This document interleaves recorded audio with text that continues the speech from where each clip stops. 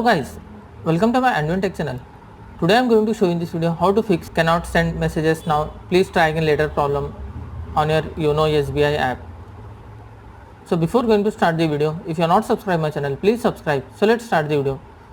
Guys, if you are getting the error cannot send the messages now, please try again later on your Yono SBI, then I will show you how to fix this problem.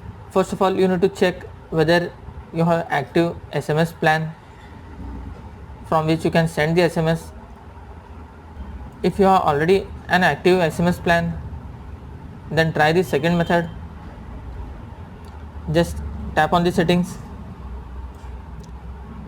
and you need to scroll down a little bit.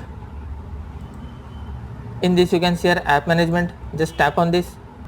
Guys, in this you need to tap on the app list, just tap on the search bar and search for the Yono. Just tap on the Yono SBI. In this, once you have to click on the force stop, again click on the force stop. You can see your permission, just tap on this. Guys, in this you can see your SMS, just tap on this. Here you need to allow the permission for this Yono SBI SMS, just tap on the allow. If it is selected as don't allow, just you need to allow the permission from here.